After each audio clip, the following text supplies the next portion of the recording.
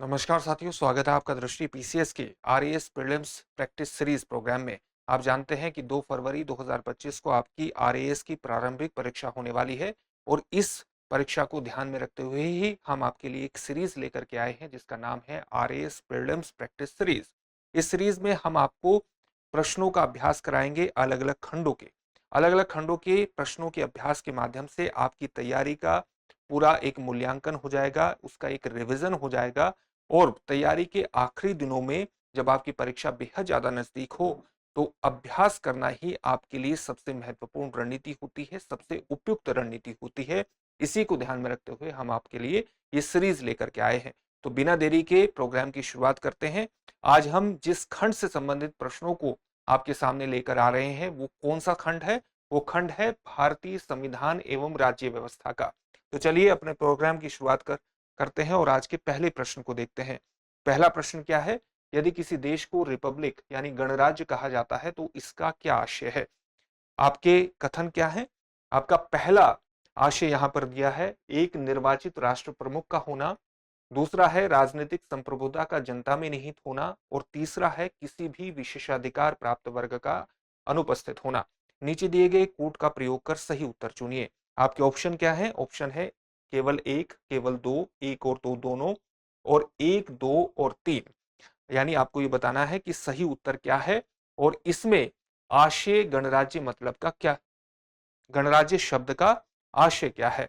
तो इसके आधार पर ये उत्तर बताना है। जल्दी से आप सोचिए। जितने भी प्रश्न हम पढ़ेंगे सबसे पहले आप मन ही मन उसको हल करने का प्रयास कीजिए और हम इसकी व्याख्या के आधार पर इसके उत्तर को व्याख्यायित करने का प्रयास यहाँ पर करेंगे। इसमें जो उत्तर होगा वो सभी तीन होगा। यानी जो आपसे गणराज्य शब्द का आशय पूछा गया है और वहां पर तीन स्टेटमेंट, तीन कथन दिए गए हैं, वो तीनों ही स्टेटमेंट इसमें सही हो जाएंगे। किस प्रकार से सही होंगे? क्योंकि जो गणराज्य यानी रिपब्लिक शब्द है वो स्पष्ट ये करता है कि देश का एक निर्वाचित प्रमुख होगा। जैसे भारत में निर्वाचित प्रमुख कौन है? भारत के राष्ट्रपति एक निर्वाचित प्रमुख हैं, भले ही उनका जो निर्वाचन है वो अप्रत्यक्ष पद्धति के माध्यम से होता हो। राजनीतिक संप्रभुता जनता में निहित होती है, न कि राजा जैसे किसी एकल व्यक्ति में। दूसरा, गणराज्य शब्द का एक महत्वपूर्ण मतलब ये भी होता है किसी भी विशेषाधिकार प्राप्त वर्ग की अनुपस्थिति भी होती है और इस प्रकार सभी सार्वजनिक पद बिना किसी भेदभाव के प्रत्येक नागरिक के लिए उपलब्ध होते हैं। तो ये महत्वपूर्ण विशेषता है किसी भी गणराज्य की, किसी भी रिपब्लिक की और इस प्रकार से तीनों स्टेटमेंट सही हो जाते हैं।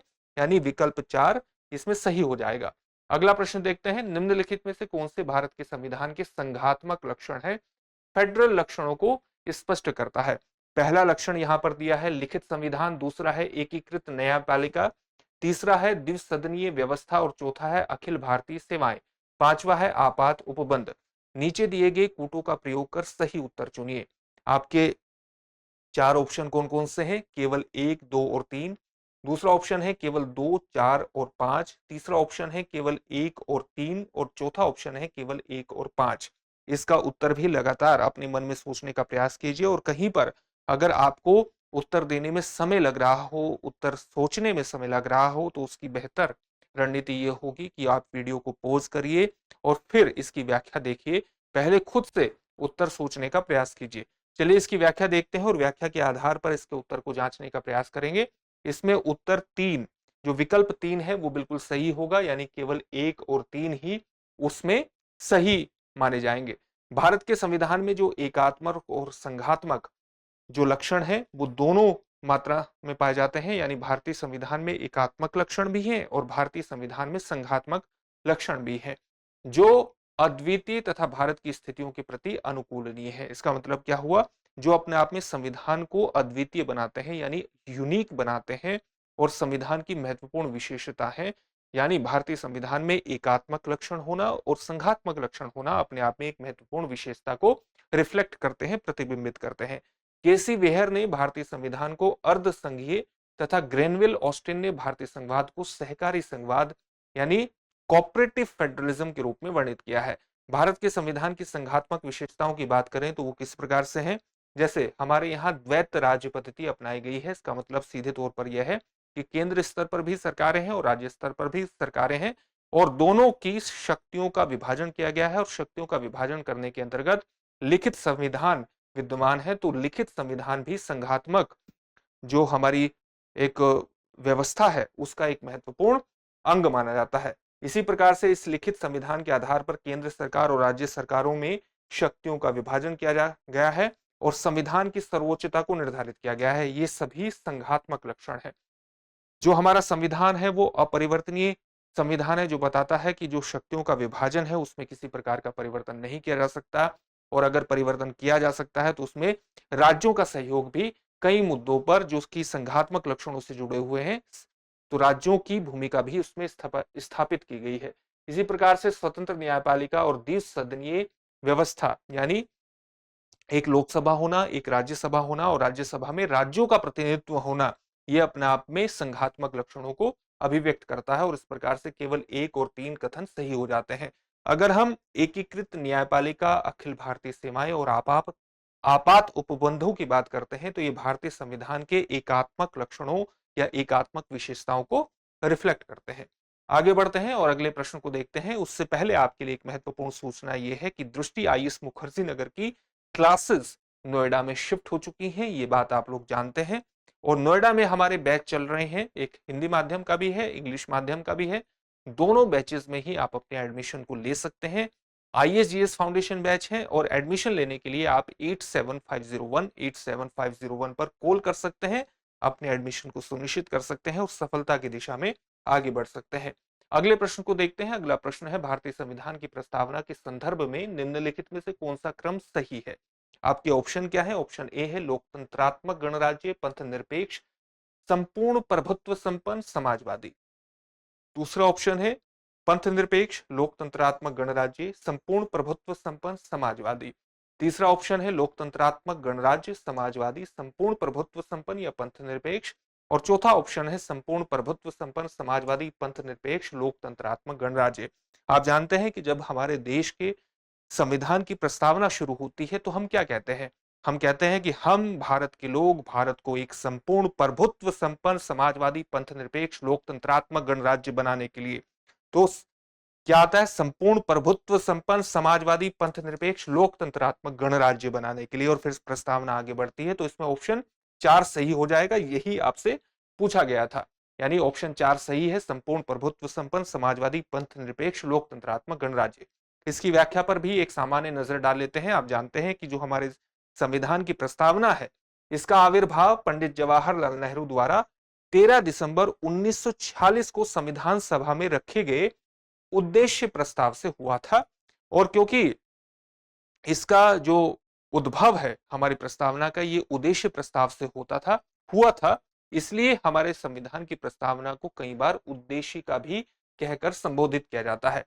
प्रस्तावना की शुरुआत में संपूर्ण प्रभुत्व संपन्न, पंथ निरपेक्ष, लोकतंत्रात्मक गणराज्य शब्दों का सही शब्द है। यहां पर समाजवादी शब्द नहीं दिया है क्योंकि प्रस्तावना शब्द इस तरह से, प्रस्तावना इस प्रकार से शुरू होती है कि हम भारत के लोग भारत को एक संपूर्ण प्रभुत्व संपन्न, समाजवादी, पंथ निरपेक्ष, लोकतंत्रात्मक गणराज्य बनाने के लिए। तो विकल्प 4 इसमें सही हो जाएगा। और यहाँ पर एक महत्वपूर्ण तथ्य यह भी है कि हमारे देश के संविधान में जो शब्द है समाजवादी, पंथ निरपेक्ष और अखंडता शब्द, ये 42वें संविधान संशोधन अधिनियम 1976 के द्वारा ऐड किए गए हैं, जोड़े गए हैं। अगला प्रश्न है, भारत के संविधान की उद्देशिका के बारे में निम्नलिखित में से कौन से सही है? आपका पहला कथन क्या है? आपका पहला कथन है उद्देश्य संकल्प जवाहरलाल नेहरू द्वारा प्रस्तावित किया गया था, इसके बारे में हमने अभी पढ़ा है, और संविधान सभा द्वारा पारित किया गया था, जो अंततः उद्देशिका बना। दूसरा कथन क्या है? उद्देशिका का विचार संयुक्त राज्य अमेरिका के संविधान से लिया गया था।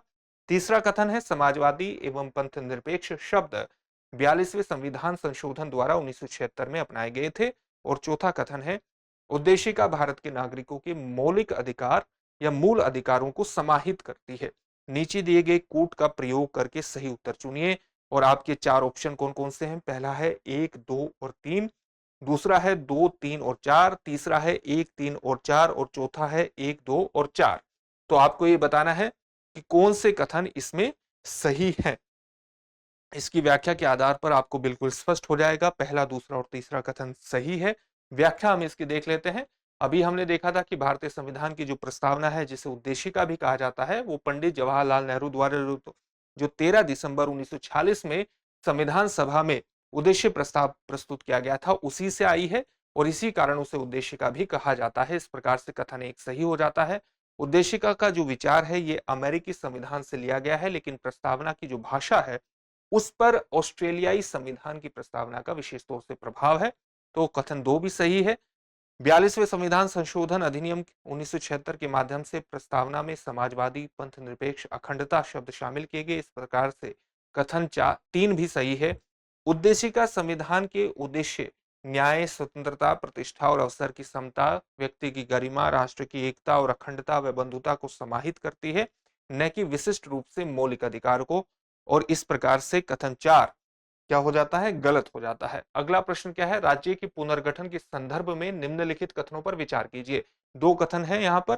पहला कथन क्या है, धर समिति, इसको कई बार धर आयोग भी लिखा जाता है। तो धर आयोग या धर समिति दोनों शब्द यूज होते हैं, लेकिन आप आयोग भी समझ सकते हैं। धर आयोग ने एक भाषा, एक राज्य की सिफारिश की। और दूसरा कथन है, जेवीपी समिति ने पूर्णतः भाषा के आधार पर नए राज्य बनाने के विचार को खारिज कर दिया। उपर्युक्त कथनों में से कौन सा या से सही है या है? आपके ऑप्शन क्या है, केवल 1, केवल 2, 1 और 2 दोनों सही है, न तो 1 और न ही 2 सही है।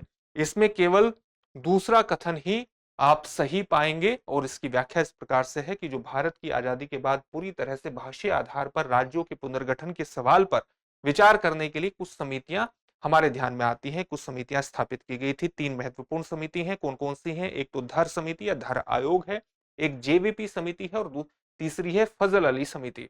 धर आयोग और जेवीपी समिति के बारे में कथन पूछा गया है, तो इनके बारे में सामान्य डिटेल हासिल कर लेते हैं। धर आयोग जून 1948 में भारत सरकार ने भाषा के आधार पर राज्यों के पुनर्गठन की व्यवहार्यता की, उसकी एप्लीकेबिलिटी की जांच के लिए एस के धर की अध्यक्षता में भाषाई प्रांत आयोग ये गठित किया था। आयोग ने दिसंबर 1948 में अपनी रिपोर्ट सौंपी और भाषाई जो तत्व है उसकी बजाय प्रशासनिक सुविधा के आधार पर राज्यों के पुनर्गठन की सिफारिश की। और इस प्रकार से कथन 1 सही नहीं है। दूसरा कथन जेवीपी समिति से जुड़ा हुआ है। दिसंबर 1948 में जेवीपी समिति का गठन किया गया था। और जब हम जेवीपी की बात करते हैं तो इसमें पहला शब्द जवाहरलाल नेहरू, दूसरा शब्द वल्लभ भाई पटेल और तीसरा शब्द पट्टाभी सितारामैया को रिफ्लेक्ट करता है, उनको प्रतिबिंबित करता है। तो इस समिति ने अप्रैल 1949 में अपनी रिपोर्ट सौंपी और औपचारिक रूप से राज्यों के पुनर्गठन के आधार के रूप में भाषा को इसने खारिज कर दिया था। और इस प्रकार से यही कथन 2 में दिया गया है और कथन 2 सही हो जाता है। अक्टूबर 1953 में भारत सरकार को तेलुगु भाषी क्षेत्रों को मद्रास राज्य से अलग करके आंध्र राज्य के रूप में पहला भाषाई राज्य बनाने के लिए विवश होना पड़ा था। नए राज्य के लिए लंबे समय तक लोकप्रिय आंदोलन चला और लंबी भूख हड़ताल के बाद पोट्टी श्रीरामुलु की मृत्यु हो गई थी। आप जानते हैं कि पोट्टी श्रीरामुलु की मृत्यु 57 दिन बाद और 58वें दिन हो गई थी, क्योंकि आमरण अनशन पर थे और उसके बाद आंध्र राज्य का गठन किया गया था। अगला प्रश्न क्या है? अगला प्रश्न है, मूल अधिकारों से संबंधित निम्नलिखित निर्णयों का सही कालानुक्रम चुनिए। आपको कालानुक्रम चुनना है, इनका समय के आधार पर इनको क्रम में लगाना है। यहां पर कौन कौन से ये आपके सामने केस दिए गए हैं। पहला है गोलकनाथ बनाम पंजाब राज्य, दूसरा है केशवानंद भारती बनाम केरल राज्य, तीसरा है मिनर्वा मिल्स बनाम भारत संघ और चौथा है ए के गोपालन बनाम मद्रास राज्य। इनका सही क्रम आपको लगाना है और ये 4 क्रम यहाँ पर दिए हैं। पहला है चौथा, दूसरा, तीसरा, पहला। दूसरे ऑप्शन में है पहला, दूसरा, तीसरा, चौथा। तीसरे ऑप्शन में है चौथा, पहला, दूसरा और तीसरा। और चौथे ऑप्शन में है चौथा, दूसरा, तीसरा और पहला। तो अगर आप इनके सन को जान जाएं कि ये केस कब कब आते हैं तो आसानी से आप इसका क्रम लगा लेंगे और इसलिए इसकी व्याख्या को देखना बेहद ज्यादा जरूरी है। ए के गोपालन बनाम मद्रास राज्य का जो मुकदमा है ये 1950 का है और इस वाद में सर्वोच्च न्यायालय ने संविधान के भाग 3 यानी मौलिक अधिकारों से संबंधित जो भाग संविधान का भाग 3 है उसमें उल्लेखित अधिकारों की व्याख्या की। इसी प्रकार से गोलकनाथ बनाम पंजाब राज्य का जो मुकदमा है ये 1967 का है और इस वाद में यानी इस केस में फैसला किया गया कि अनुच्छेद 368 जो कि संविधान संशोधन से जुड़ा हुआ है उसके तहत भी संसद को यह शक्ति नहीं है कि वह मौलिक अधिकारों को छीन सके या उनको कम कर सके, उनको न्यून कर सके। इसमें न्यायाधीशों ने भविष्य लक्ष्य निर्णय का सिद्धांत प्रस्तुत किया। यानी आप कह सकते हैं कि मौलिक अधिकारों को न्यून करने या उनमें किसी प्रकार से कमतरी करने, उनको छीनने का अधिकार संसद को इसके माध्यम से नहीं दिया गया। इस निर्णय के माध्यम से कोर्ट ने सुनिश्चित किया। इसी प्रकार से केशवानंद भारती बनाम केरल राज्य जो कि 1973 का है, उसमें सर्वोच्च न्यायालय ने संविधान के आधारभूत ढांचे का सिद्धांत प्रस्तुत किया और इसके द्वारा यह कहा गया कि संविधान में यानी संविधान संशोधन के माध्यम से भी ये आधारभूत ढांचा, जो संविधान का आधारभूत ढांचा है, उसमें संविधान संशोधन अधिनियम के माध्यम से भी परिवर्तन नहीं किया जा सकता और उसने पूरा का पूरा मौलिक ढांचे को एक तरह से परिभाषित करने का प्रयास किया और समय समय पर अलग अलग निर्णयों के माध्यम से कोर्ट ने आगे भी इस मौलिक ढांचे का विस्तार किया। जैसे मौलिक ढांचे में कई प्रकार की चीजें आती हैं, जैसे संविधान की सर्वोच्चता मौलिक ढांचे का हिस्सा है। इसी प्रकार से संघवाद की जो अवधारणा है ये भी मौलिक ढांचे का हिस्सा है। शक्तियों, राज्य, केंद्र और राज्यों में जो शक्तियों का विभाजन है वो भी संविधान के मौलिक ढांचे का एक महत्वपूर्ण हिस्सा माना जाता है। यानी जो शक्तियों का विभाजन किया गया है वो भी एक संविधान के मौलिक ढांचे के हिस्से के अंतर्गत आता है। मिनर्वा मिल्स बनाम भारत संघ मामला 1980 का है। इस वाद में सर्वोच्च न्यायालय ने दोहराया कि संसद संविधान के किसी भी हिस्से में संशोधन कर सकती है, लेकिन वह संविधान के मूल ढांचे को नहीं बदल सकती। इस निर्णय में सर्वोच्च न्यायालय ने इस बात को फिर से दोहराया। इसमें सर्वोच्च न्यायालय ने सीधे तौर पर कहा कि भारतीय संविधान मौलिक अधिकारों और निर्देशक सिद्धांतों के बीच संतुलन के आधार पर स्थापित है। आप जानते हैं कि मौलिक अधिकार जो है वो संविधान के भाग 3 में है और राज्य के नीति निर्देशक तत्व कहां पर है? संविधान के भाग 4 में है। आगे बढ़ते हैं, अगले प्रश्न को देखते हैं। भारत के संविधान के तहत निम्नलिखित में से कौन सा एक मौलिक अधिकार नहीं है? आपके ऑप्शन क्या है? समता का अधिकार, स्वतंत्रता का अधिकार, नागरिकता का अधिकार या शोषण के विरुद्ध अधिकार। लगातार आप उत्तर सोचते रहिए कि इन प्रश्नों के उत्तर क्या होंगे, मन ही मन सोचते रहिए और फिर हमारी व्याख्या तो आपके सामने प्रस्तुत है ही। तो इसमें नागरिकता का अधिकार मौलिक अधिकारों में नहीं आता। आप जानते हैं भारत का जो संविधान का भाग 3 है उसमें अनुच्छेद 32 से 35 तक मौलिक अधिकारों का वर्णन किया गया है और 6 प्रकार के मौलिक अधिकार प्रदान किए गए हैं। कौन कौन से हैं? समता का अधिकार, स्वतंत्रता का अधिकार, शोषण के विरुद्ध अधिकार, धर्म की स्वतंत्रता का अधिकार, संस्कृति और शिक्षा संबंधी अधिकार और संवैधानिक उपचारों का अधिकार।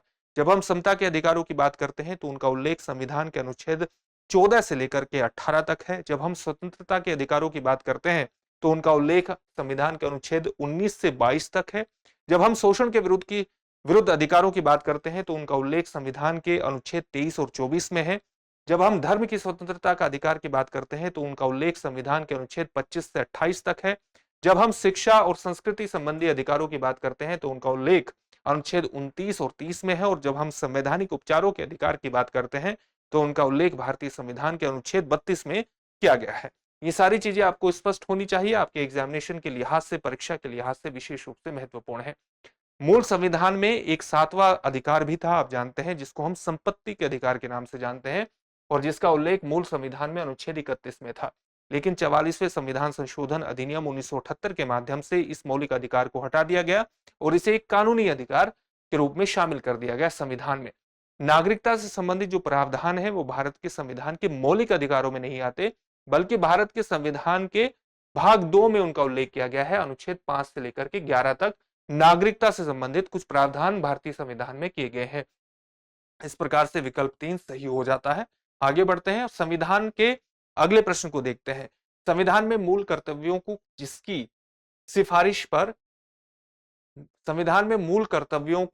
सिफारिश, यहाँ किसकी होना चाहिए, किसकी सिफारिश पर सम्मिलित किया गया है, वो कौन सी समिति है, आपको ये बताना है। आपके पास सामने ऑप्शन है स्वर्ण सिंह समिति, शाह आयोग या प्रशासनिक सुधार आयोग या संथानम समिति। इसके उत्तर को सोचने का प्रयास कीजिए और इसका व्याख्या यही है कि मूल संविधान में मौलिक कर्तव्य नहीं थे। आप जानते हैं 1975 में हमारे देश में इमरजेंसी लगी थी, प्रधानमंत्री इंदिरा गांधी द्वारा आपातकाल की घोषणा की गई थी और तभी सरदार स्वर्ण सिंह के नेतृत्व में गठित समिति ने सुझाव दिया कि मौलिक अधिकारों के साथ मूल कर्तव्य भी होने चाहिए। इस समिति की अनुशंसा पर, उसकी सिफारिश पर ही 42वें संविधान संशोधन अधिनियम 1976 द्वारा भारतीय संविधान में भाग 4 के बाद भाग 4 क जोड़ा गया और अनुच्छेद 51 क के अंतर्गत 10 मौलिक कर्तव्यों की सूची का समावेश किया गया। वर्तमान में भारतीय संविधान में कितने मौलिक कर्तव्य हैं? 11 है, क्योंकि 11वां मौलिक कर्तव्य बाद में आया, हम इसके बारे में भी बात करेंगे आगे। अगले प्रश्न की तरफ बढ़ते हैं। निम्नलिखित में से कौन संघ की कार्यपालिका का या के अंग है या है? आपके कौन कौन से यहां पर ऑप्शन दिए हैं उसको देख लेते हैं। आपको इनमें से बताना है कौन संघ की कार्यपालिका का या के हिस्से हैं। तो कौन कौन से की पहचान आपको करनी है। पहला है भारत का राष्ट्रपति, दूसरा है भारत का प्रधानमंत्री और तीसरा है भारत का महान्यायवादी। नीचे दिए गए कोड का प्रयोग करके सही उत्तर चुनिए। आपके ऑप्शन है केवल एक और तीन, केवल एक और दो, एक, दो और तीन। इसकी व्याख्या के आधार पर आप इसके उत्तर को जान जाएंगे। संविधान के भाग 5 में अनुच्छेद 52 से लेकर 78 तक संघ की कार्यपालिका से संबंधित महत्वपूर्ण प्रावधान किए गए हैं और भारत की संघ की कार्यपालिका में कौन कौन शामिल है। राष्ट्रपति, उपराष्ट्रपति, प्रधानमंत्री, मंत्रिपरिषद और भारत का महान्यायवादी। इस प्रकार से उत्तर 4 इसका बिल्कुल सही हो जाता है। अगला प्रश्न है, राष्ट्रपति को प्राप्त वीटो शक्ति के संदर्भ में निम्नलिखित युग्मों पर विचार कीजिए। तो यहां पर वीटो शक्ति दी गई है और यहां पर उनका विषय दिया गया है। तो सबसे पहली बात होती है आत्यंतिक वीटो की, यानी एब्सोल्यूट वीटो की। तो उसके सामने दिया है उच्च बहुमत के साथ विधायिका के जरिए अधिभावित। दूसरा जो दूसरा जो वीटो का उल्लेख किया गया है वो है विशेषित वीटो, और इसके सामने लिखा गया है विधेयक पर राज्य सुरक्षित रखना, विधेयक पर राय सुरक्षित रखना। तीसरा दिया है पॉकेट वीटो और इसके सामने लिखा है विधायिका द्वारा पारित विधेयक पर कोई निर्णय नहीं लेना। उपर्युक्त युग्मों में से कौन सा या से सही सुमेलित है या है?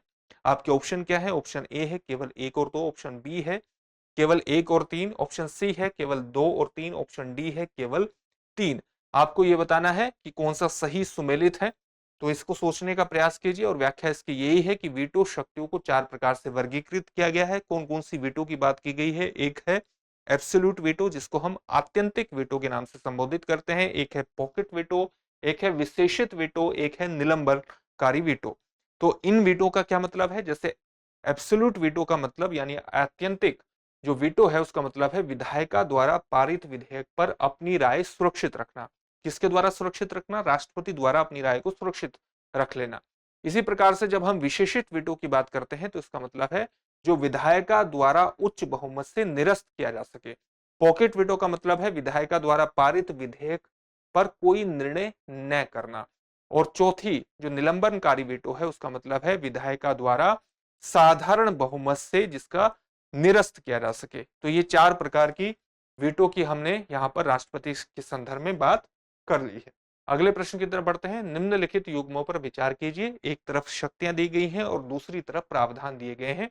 इसी के आधार पर आपको इन युग्मों में से बताना है कि कौन से सही सुमेलित है। तो युग्मों में पहला दिया है लघुकरण और उसके सामने लिखा है दंड के एक स्वरूप के स्थान पर अपेक्षाकृत सरल दंड देना। दूसरा है विराम और उसके सामने लिखा है दंड की प्रकृति में परिवर्तन किए बिना उसकी अवधि कम करना। तीसरा है प्रविलंबन और इसके सामने लिखा है दंडादेश के निष्पादन पर अस्थायी रोक लगाना। और चौथा है परिहार, इसके सामने लिखा है किसी विशेष परिस्थिति के कारण कम दंडादेश देना। उपर्युक्त दिए गए युग्मों में से कौन सा या कौन से सही सुमेलित है या है? आपके ऑप्शन क्या है? ऑप्शन है केवल एक और दो, केवल एक और तीन, केवल दो और चार, केवल तीन और चार। आपको इसमें से सही युग्म चुनने हैं। इसकी व्याख्या के आधार पर आप इसके उत्तर को जान लेंगे और व्याख्या यही है कि राष्ट्रपति के क्षमादान करने की शक्ति में निम्नलिखित शामिल किए जा सकते हैं। और इस भारत के संविधान के किस अनुच्छेद के अंतर्गत ये सारी चीजें आ जाती हैं? अनुच्छेद 72 के अंतर्गत ये सारी चीजें आती हैं। तो पहली जब हम क्षमा की बात करते हैं तो उसका मतलब है इसमें दंड और बंदीकरण दोनों को हटा दिया जाता है तथा दोषी को सभी दंड, दंडादेशों और निरहरताओं से पूर्णतः मुक्त कर दिया जाता है। क्षमा का मतलब यह है ना तो उसे दंड दिया जाता ना उसका बंदीकरण किया जाता, बल्कि सभी दंड, दंडादेशों और निरहरताओं से डिस्क्वालिफिकेशन से उसे पूर्णतः मुक्त कर दिया जाता है। जब हम लघुकरण की बात करते हैं तो उसका मतलब है कि दंड के एक स्वरूप के स्थान पर अपेक्षाकृत सरल दंड देना, अर्थात दंडों की प्रकृति को बदल देना। इस प्रकार से युग्म एक जो है वो सुमेलित हो जाता है। आगे बढ़ते हैं इसकी व्याख्या में। विराम का मतलब है किसी दोषी को मूल रूप में दी गई सजा को किन्हीं विशेष परिस्थितियों के कारण कम करना, और इस प्रकार से युग्म दो सुमेलित नहीं है। प्रविलंबन का मतलब है किसी दंडादेश यानी विशेषकर मृत्यु दंड पर अस्थायी रोक लगाना। इस प्रकार से युग्म 3 भी सुमेलित हो जाता है। और जब हम परिहार की बात करते हैं तो इसका मतलब है दंड की प्रकृति में परिवर्तन किए बिना उसकी अवधि कम करना, और इस प्रकार से चौथा भी सुमेलित नहीं हो पाता है। अगला प्रश्न है, निम्नलिखित में से कौन भारत के राष्ट्रपति के निर्वाचन हेतु निर्वाचक गण में, जो राष्ट्रपति का निर्वाचन करते हैं उसके निर्वाचन जो गण है उसका निर्वाचक गण जो है उसमें सम्मिलित नहीं है? आपके ऑप्शन है लोकसभा के निर्वाचित सदस्य, दूसरा है राज्यसभा के निर्वाचित सदस्य, तीसरा है राज्यों की विधानसभाओं के निर्वाचित सदस्य, और चौथा है राज्यों की विधान परिषदों के निर्वाचित सदस्य। इसकी व्याख्या के आधार पर आप इसके उत्तर को जान जाएंगे। और आप जानते हैं कि विधान परिषदों के जो निर्वाचित सदस्य हैं वो निर्वाचक मंडल का हिस्सा नहीं होते हैं। भारतीय संविधान के अनुच्छेद 54 में राष्ट्रपति के निर्वाचन हेतु निर्वाचक गण का उल्लेख है, यानी निर्वाचक मंडल का उल्लेख है। इसमें शामिल है संसद के दोनों सदनों के निर्वाचित सदस्य और राज्यों की विधानसभाओं के निर्वाचित सदस्यों का उल्लेख है। और जो केंद्र शासित प्रदेश जहां पर विधानसभाएं निर्वाचित होती हैं उसमें भी उसको भी इसमें शामिल कर लिया जाता है। इस प्रकार से दिए गए विकल्प में 4 सत्य नहीं है। तो इस यही आपसे पूछा गया है कि कौन सा विकल्प सम्मिलित नहीं है निर्वाचक गण में, तो विकल्प 4 इसके अंतर्गत शामिल हो जाता है। राज्य के राज्यपाल के संबंध में निम्नलिखित कथनों पर विचार कीजिए। आपके कौन कौन से कथन दिए हैं? पहला कथन दिया है वह राजस्थान केंद्रीय विश्वविद्यालय का कुलाधिपति होता है। दूसरा कथन क्या दिया है? दूसरा कथन है वह राज्य के किसी भी लाभ के पद को धारण कर सकता है। तीसरा कथन है उन्हें संविधान के अंतर्गत कोई स्वविवेकीय शक्ति प्राप्त नहीं है। और चौथा कथन है राज्यपाल विधानमंडल के किसी भी सदन का सदस्य नहीं होगा। उपर्युक्त में से कौन सा या कौन से कथन सही है या है? आपका पहला जो ऑप्शन है वो है 1 और 2 दोनों, दूसरा ऑप्शन है केवल 3, तीसरा ऑप्शन है 2, 3 और 4, और चौथा ऑप्शन है केवल 1 और 4। तो इसकी व्याख्या किस प्रकार से है? व्याख्या इसकी यही है कि राज्यपाल राज्य में केंद्रीय विश्वविद्यालयों का कुलाधिपति होता है, ये बात आप जानते होंगे। राज्यपाल को संविधान के अनुच्छेद 163 के तहत सविवेक शक्तियां प्राप्त हैं, जो इस पद को सत्ता और वास्तविक शक्ति सामान्यतः प्रदान करती हैं। राज्यपाल संसद के किसी सदन का या राज्य के विधानमंडल के किसी सदन का सदस्य नहीं होगा, और यदि ऐसा व्यक्ति राज्यपाल नियुक्त हो जाता है तो यह समझा जाएगा कि उसने उस सदन में अपने स्थान को राज्यपाल के रूप में अपने पद ग्रहण की तारीख से रिक्त कर दिया है, यानी उसको खाली कर दिया है। राज्यपाल कोई लाभ का पद धारण नहीं कर सकता है। तो ये सारी बातों को ध्यान में रखते हुए केवल 1 और 4 इसमें राइट ऑप्शन हो जाएगा। भारत के संविधान का कौन सा संशोधन अधिनियम राजस्थान की मंत्रिपरिषद के आकार को परिसीमित करता है? आपको ये बताना है। आपके 4 ऑप्शन है, कौन कौन से ऑप्शन है? संविधान 95वां संविधान संशोधन अधिनियम 2009, 75वां संविधान संशोधन अधिनियम 1993, 89वां 89th कॉन्स्टिट्यूशनल अमेंडमेंट 2003, या 91वां संविधान संशोधन अधिनियम 2003। आपको सही ऑप्शन बताना है। इसका जो सही उत्तर होगा वो कौन सा होगा? 91st, यानी 91वां संविधान संशोधन अधिनियम 2003। इस संविधान संशोधन अधिनियम में क्या किया गया था? इसके अनुसार राज्यों में मुख्यमंत्री समेत मंत्रियों की अधिकतम संख्या विधानसभा की कुल सदस्य संख्या के 15% से ज्यादा नहीं होगी, उससे अधिक नहीं होगी। ये व्यवस्था की गई थी 2003 में। नवसृजित राजस्थान के पहले एडवोकेट जनरल कौन थे? आपके ऑप्शन क्या है? जीसी कासलीवाल, दूसरा ऑप्शन है अनंत कुमार, तीसरा ऑप्शन है सुरेश सिंह रावत, चौथा ऑप्शन है विश्वनाथ मेघवाल। इसका उत्तर सोचने का प्रयास कीजिए, और इसका जो सही उत्तर होगा वो ए होगा। राज्य पुनर्गठन अधिनियम 1956 के द्वारा राजस्थान राज्य के निर्माण के साथ advocate general Shri GC. Kasliwal को मनोनीत किया गया था। अगला प्रश्न है, 1 नवंबर 1956 से पहले राजस्थान के प्रमुख किस नाम से जाने जाते थे? आपके ऑप्शन है गवर्नर जनरल, राज्यपाल, राज्य प्रमुख, या महाराजा धीराज। इसकी भी व्याख्या आप जानते ही होंगे। इसमें राज प्रमुख है क्योंकि 1 नवंबर 1956 से पहले राजस्थान राज्य के प्रमुख को राज प्रमुख के नाम से जाना जाता था। राजस्थान की प्रथम महिला मुख्य सचिव कौन थी? ये भी आसान सा प्रश्न है, लेकिन इस तरह के प्रश्न आपके आरएएस की परीक्षा में पूछे जा सकते हैं, और इसलिए आपसे यहाँ पर आपकी प्रैक्टिस, आपका अभ्यास कराया जा रहा है। पहला ऑप्शन क्या है? श्रीमती सुमित्रा सिंह, दूसरा ऑप्शन है श्रीमती कुशल सिंह, तीसरा ऑप्शन है श्रीमती कमला बेनीवाल, और चौथा ऑप्शन है श्रीमती शारदा भार्गव। इसका सही उत्तर है श्रीमती कुशल सिंह। 1974 बैच की आईएएस कुशल सिंह वर्ष 2009 में राजस्थान की पहली मुख्य सचिव बनी। वह 27 फरवरी 2009 से 31 अक्टूबर 2009 तक यानी 8 महीने राजस्थान की मुख्य सचिव रही। अगला प्रश्न क्या है? अगला प्रश्न है एडवोकेट जनरल महाधिवक्ता के पद का उल्लेख संविधान के कौन से अनुच्छेद में किया गया है?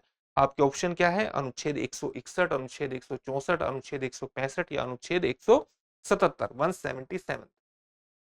तो अनुच्छेद 165 इसमें सही उत्तर है। भारतीय संविधान के अनुच्छेद 165 के अंतर्गत राज्यपाल द्वारा महाधिवक्ता एडवोकेट जनरल की नियुक्ति की जाती है, जो कि राज्यपाल के प्रसाद पर्यंत पद धारण करता है। महाधिवक्ता राज्य का सर्वोच्च विधि अधिकारी होता है। आप ये जानते हैं, जिस प्रकार से केंद्र में महान्यायवादी होता है, उसी प्रकार से महाधिवक्ता राज्य में होता है।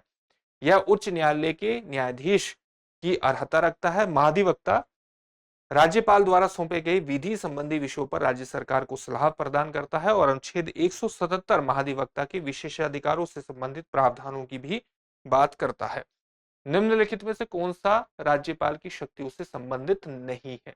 आपके ऑप्शन क्या है और कौन से यहां पर चीजें दी गई हैं? पहला है राजनयिक और सैन्य शक्तियां, दूसरा है महाधिवक्ता की नियुक्ति की शक्ति, तीसरा है राज्य विधानसभा को आहूत या समन करना, स्थगित करना और भंग करना, और चौथा है दंडों के लिए क्षमा, प्रविलंबन, विराम अथवा परिहार प्रदान करने की शक्ति प्रदान करना। तो राज्यपाल की शक्तियां कौन सी नहीं है? ऑप्शन ए इसमें ठीक हो जाएगा, राजनयिक और सैन्य शक्तियां।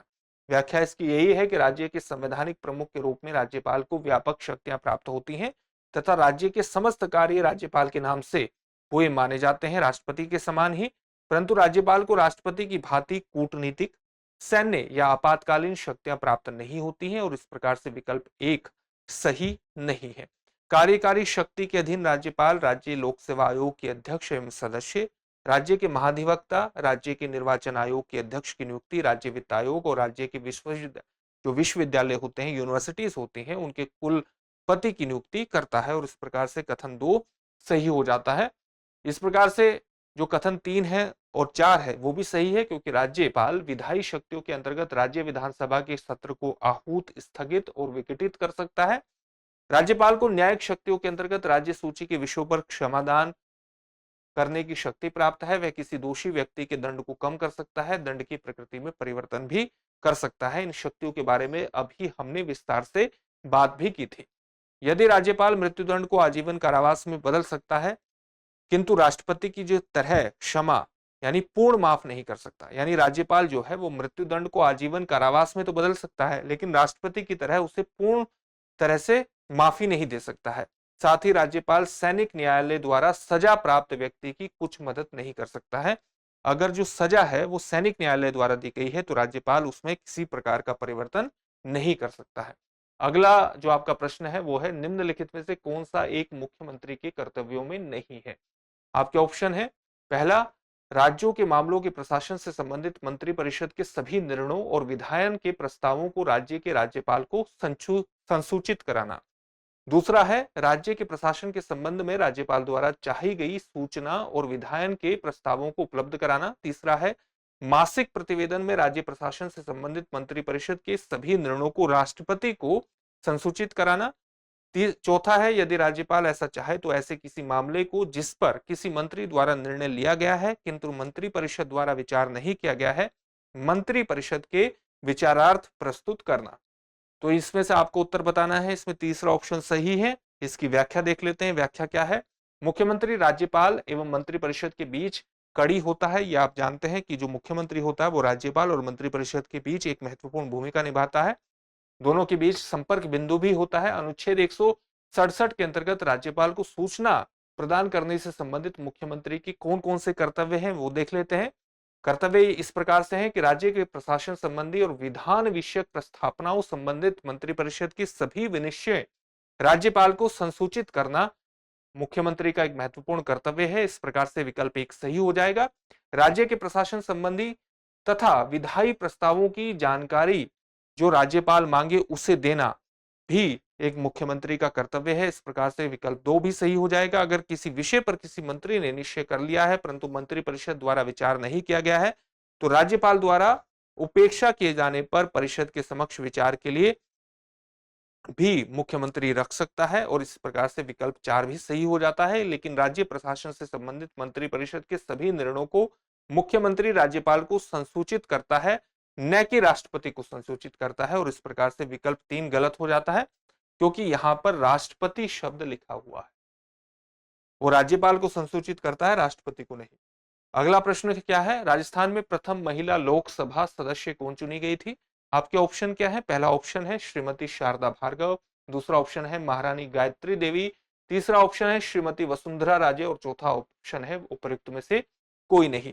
इसका सही उत्तर क्या हो जाएगा? महारानी गायत्री देवी, क्योंकि राजस्थान राज्य से प्रथम महिला लोकसभा सदस्य वही चुनी गई थी। कौन सी पार्टी से थी? स्वतंत्र पार्टी से थी। और कौन सा लोकसभा क्षेत्र था? जयपुर लोकसभा क्षेत्र था।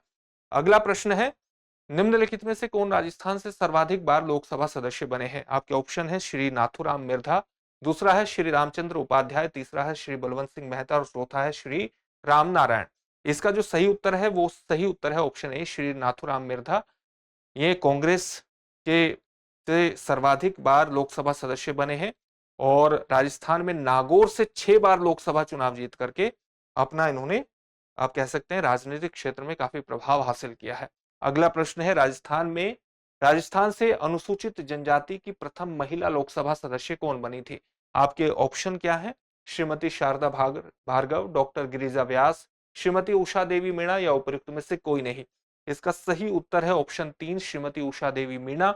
और ये प्रथम राजस्थान से अनुसूचित जनजाति की प्रथम महिला लोकसभा सदस्य थी और कहां से चुनी गई थी? सवाई माधोपुर से ये चुनी गई थी। आगे बढ़ते हैं, अगला प्रश्न है, राजस्थान से अनुसूचित जाति की प्रथम महिला लोकसभा सदस्य कौन थी? आपके ऑप्शन है श्रीमती उषा देवी, सुशीला बंगारू या इंदु बाला सुखाड़िया या दिया कुमारी। इसमें सही उत्तर है आपका सुशीला बंगारू। और ये सुशीला बंगारू कहां से चुनी गई थी? जालोर से चुनी गई थी। और कब चुनी गई थी? वर्ष 2004 में चुनी गई थी। अगला प्रश्न क्या है? अगला प्रश्न है, निम्नलिखित में से किसे सांकेतिक कटौती कहा जाएगा? आपके ऑप्शन क्या है? ऑप्शन ए है मांगी गई राशि घटाकर 1 रुपया कर दी जाए, मांग की राशि में उल्लेखित राशि की कमी की जाए, या मांग की राशि में 100 रुपए की कमी की जाए, या उपयुक्त में से कोई नहीं। आपका इसमें सी ऑप्शन सही हो जाएगा, क्योंकि जब हम मांग की राशि में 100 रुपए की कटौती करते हैं तो उसे सांकेतिक कटौती प्रस्ताव कहा जाता है और यह एक विशिष्ट शिकायत व्यक्त करता है। इस पर चर्चा प्रस्ताव में उल्लेखित विशेष शिकायत तक सीमित रहती है। अगला प्रश्न है, लोकसभा के कम से कम कितने सत्र बुलाए जाते हैं एक वर्ष में? यहां लिखा होना चाहिए लोकसभा के एक वर्ष में कम से कम कितने सत्र बुलाए जाते हैं। आपके ऑप्शन क्या है?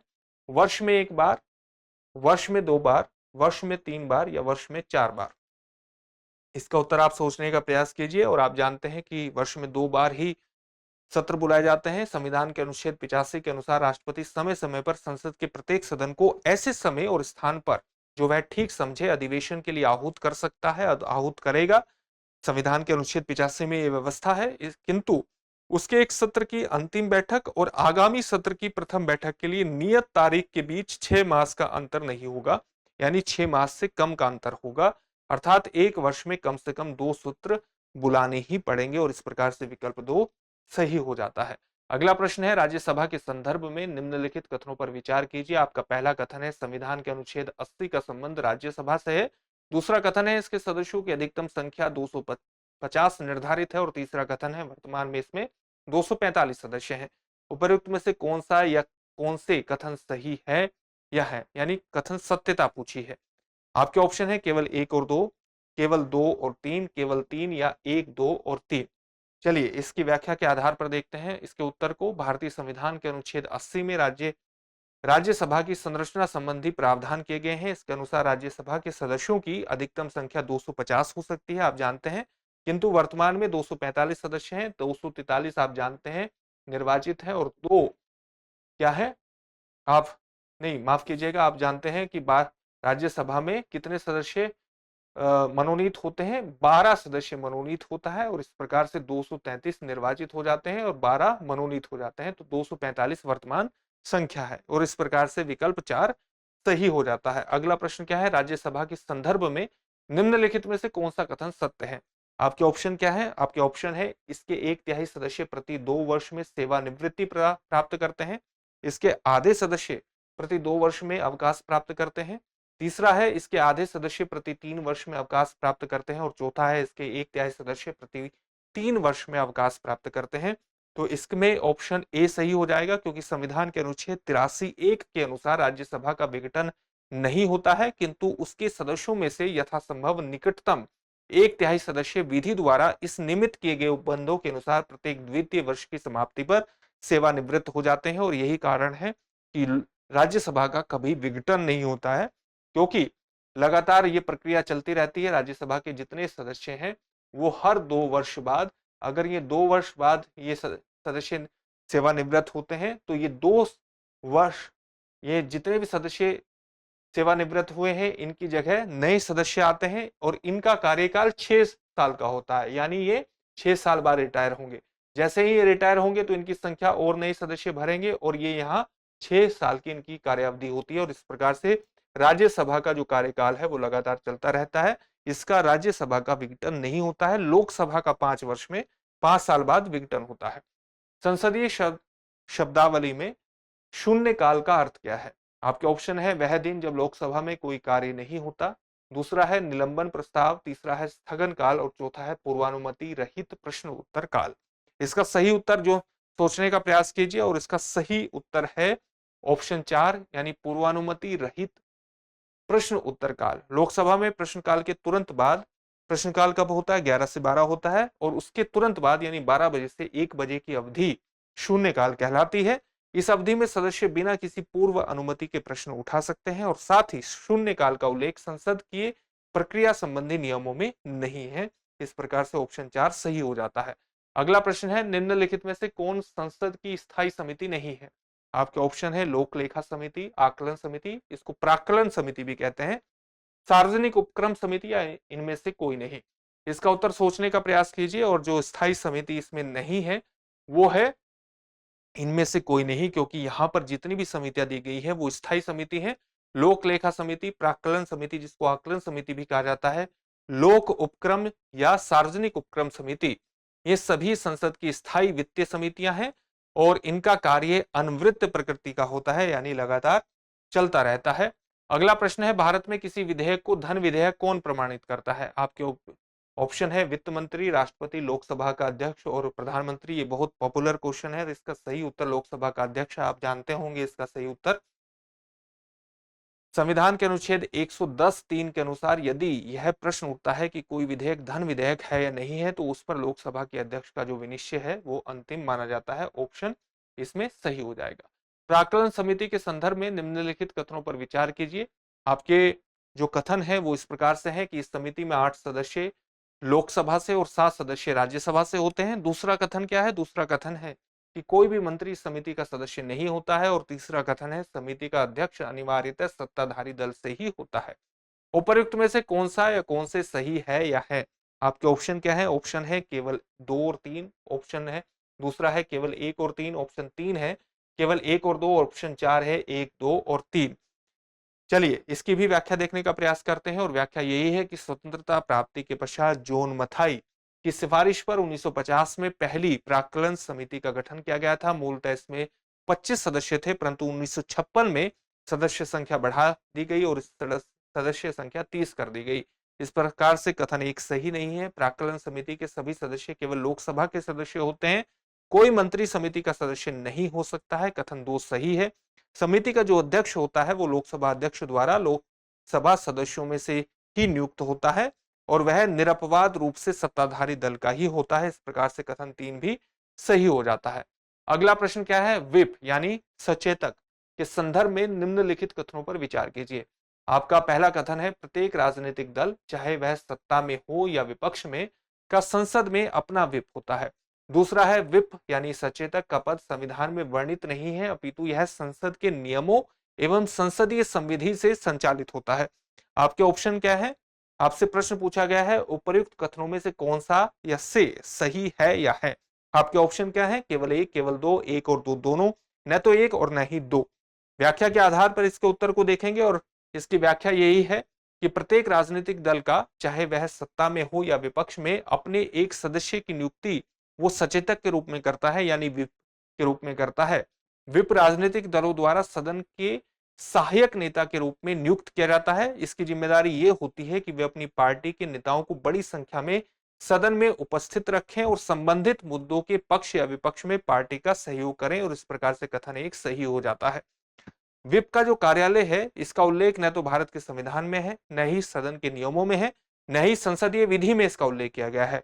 यह संसदीय सरकार की परंपराओं पर आधारित होता है, और इस प्रकार से कथन 2 जो है इसमें गलत हो जाता है, यानी केवल कथन 1 सही होगा।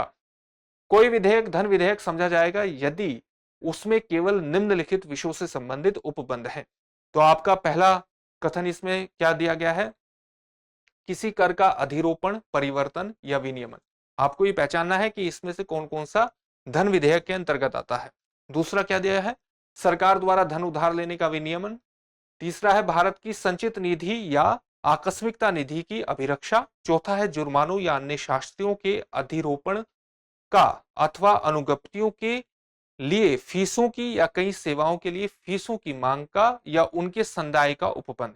नीचे दिए गए कोड का प्रयोग करके सही उत्तर चुनना है। आपके ऑप्शन कौन कौन से हैं? पहला ऑप्शन है केवल 1, 2 और 3, दूसरा ऑप्शन है केवल 1 और 2, तीसरा ऑप्शन है केवल 3 और 4, और चौथा ऑप्शन है 1, 2, 3 और 4। इसमें चौथा ऑप्शन शामिल नहीं होगा। आप धन विधेयक अगर पढ़े होंगे तो आपको स्पष्ट हो जाएगा कि केवल 1, 2 और 3 ही इसमें सही होंगे। धन विधेयक का जो उल्लेख है वो संविधान के अनुच्छेद 110 में किया गया है, ये आप जानते हैं, और इसमें कई तरह की शर्तों का उल्लेख किया गया है कि किस चीज को या किन उपबंधों को या किस तरह के उपायों को हम धन विधेयक में शामिल करेंगे और किस तरह के उपायों को धन विधेयक में शामिल नहीं करेंगे। किसी कर का अधिरोपण या उसका उत्साधन, उसका परिहार, परिवर्तन या विनियमन को धन विधेयक माना जाता है। कथन 1 सही है। केंद्रीय सरकार द्वारा उधार लिए गए धन का विनियमन धन विधेयक के अंतर्गत आएगा। इस प्रकार से कथन 2 भी सही हो जाता है। भारत की संचित निधि और आकस्मिकता निधि की अभिरक्षा से संबंधित मुद्दों उपबंध को भी धन विधेयक माना जाता है, और कथन 3 भी इसमें सही हो जाता है। भारतीय संविधान के अनुच्छेद 110(2) में यह प्रावधान किया गया है कि निम्नलिखित प्रकार से बने विधेयक धन विधेयक की श्रेणी में नहीं आएंगे, और वे कौन कौन सी चीजें हैं? जैसे किसी जुर्माना या अन्य आर्थिक दंड से संबंधित प्रावधान धन विधेयक में नहीं आते हैं। किन्हीं सेवाओं या लाइसेंस की फीसों से संबंधित जो प्रावधान है वो भी धन विधेयक का हिस्सा नहीं है। किसी स्थानीय प्राधिकारी या निकाय द्वारा स्थानीय प्रयोजनों के लिए कोई कर लगाने या हटाने से संबंधित जो प्रावधान है वो भी धन विधेयक का हिस्सा नहीं है। तो चौथा गलत हो जाता है। भारत की संसद के दोनों सदनों की संयुक्त बैठक किस लिए आयोजित की जाती है? आपके ऑप्शन क्या है? पहला ऑप्शन है भारत के राष्ट्रपति को निर्वाचित करने के लिए, दूसरा है भारत के उपराष्ट्रपति को निर्वाचित करने के लिए, तीसरा है संविधान संशोधन विधेयक को अंगीकार करने के लिए, और चौथा है उस विधेयक पर विचार करने तथा उसे पारित करने के लिए जिस पर दोनों सदनों में मतभेद हो। इसका चौथा ऑप्शन सही है। इसकी व्याख्या यही है कि दोनों सदनों के बीच अगर गतिरोध होता है, किसी प्रकार का मतभेद होता है, तो उस स्थिति में राष्ट्रपति संसद के दोनों सदनों की संयुक्त बैठक को बुलाता है, जिसकी अध्यक्षता लोकसभा का अध्यक्ष करता है। ये एक महत्वपूर्ण तथ्य है कि अगर दोनों सदनों की संयुक्त बैठक होती है तो अध्यक्षता लोकसभा का अध्यक्ष करता है। संयुक्त बैठक धन विधेयक और संविधान संशोधन विधेयक के संदर्भ में नहीं बुलाई जा सकती। तो संयुक्त बैठक धन विधेयक और संविधान संशोधन विधेयक के संदर्भ में नहीं बुलाई जाएगी। केवल साधारण विधेयक और वित्तीय विधेयकों के मामले में ही बुलाई जा सकती है। यदि इस बैठक में उपस्थित और मतदान करने वाले सदस्यों के बहुमत से विधेयक पारित हो जाता है तो इसे दोनों सदनों द्वारा पारित मान लिया जाता है। तो ये कुछ महत्वपूर्ण प्रश्न थे जो कि भारतीय संविधान और राज्य व्यवस्था से जुड़े हुए थे। आपकी आरएएस की परीक्षा में, आपके अभ्यास में इनकी महत्वपूर्ण भूमिका हो सकती है, और 2 फरवरी 2025 को जो आपकी परीक्षा होने वाली है, इन प्रश्नों के माध्यम से आपका उस परीक्षा का रिवीजन निश्चित रूप से हुआ होगा, और हमें उम्मीद है कि आप अपनी परीक्षा को क्वालिफाई करने में सक्षम होंगे। आपको अपनी परीक्षा के लिए बहुत बहुत शुभकामनाएं। धन्यवाद।